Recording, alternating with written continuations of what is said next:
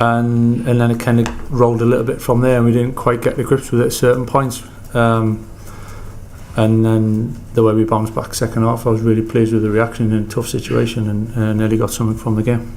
So you say the Sandro Martinez red card was one of the worst decisions you've seen, and could you just expand on that a little bit more? And I just wondered, do you feel held for the referee when he's asked by VAR to then go review it when it didn't seem that it was called?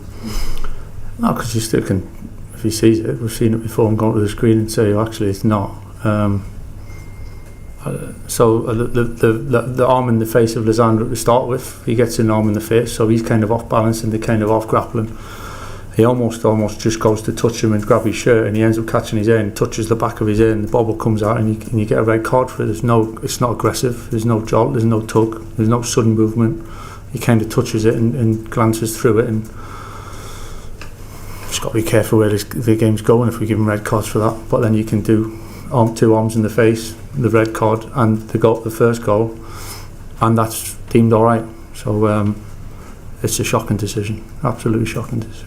Michael, after the Bournemouth game, when you have similarly two controversial incidents with penalties, the club submitting an official complaint to the DGM, are you getting increasingly concerned about some of the decisions your team are facing this season?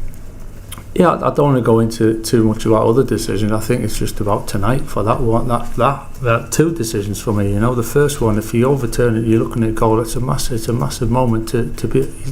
He's leant with his arm. It's not even. He's leant forward and kind of gone like that and leant his head. So I don't know how you don't look at it to see that. And but the red card, I mean, that's I have to say that's really concerning if that's going to be a sending off. I know he touched his hair. You can't deny he touched his hair. There's a difference between touching somebody the way he has and brushed his hair to actually really aggressively tugging on it, which certainly we've seen at certain points where there's a real kind of emphasis to.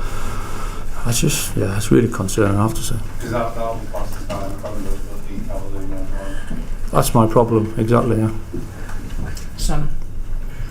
Michael, obviously a frustrating night, but the upshot is that Martinez won't be at play on Saturday unless you appeal and get it overturned. And there's potential for Harry not being able to play on Saturday as well. How much is that going to affect you in what has turned into a pretty important game now?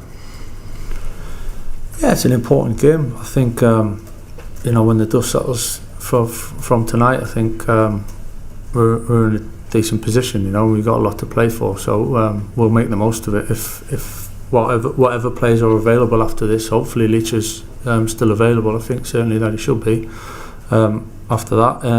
But we'll see. You know, that's why we've got a squad. We've got players that we can call upon, and we'll go there and look forward to the game. Samuel? Just on the Martinez red card, would you appeal that?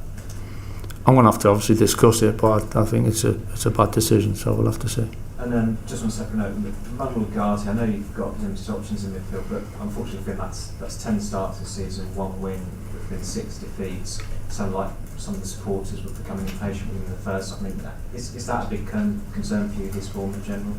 No.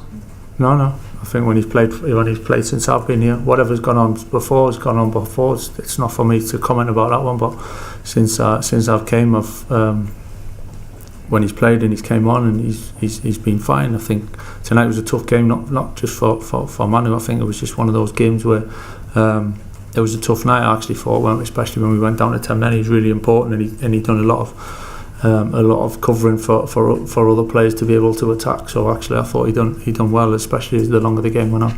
Go Pete, and then last question for Rob. Hi Michael, did you see enough in the second half in that response, especially after going down to 10 men, to take forward into what is going to be a crucial period for the club with going forward?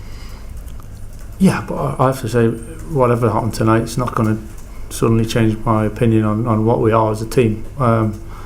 We've built enough of a foundation to kind of understand what we're good at, what we need to improve at, and moving forward, the end of the season, the games are going to be the games, and it's a big end to the season. There's no getting away from it. So the the mentality and the character and the boys wanting to do well and trying to give everything. That I've never doubted that, and I won't doubt that. I think from what I've seen every day and with the games, it's there.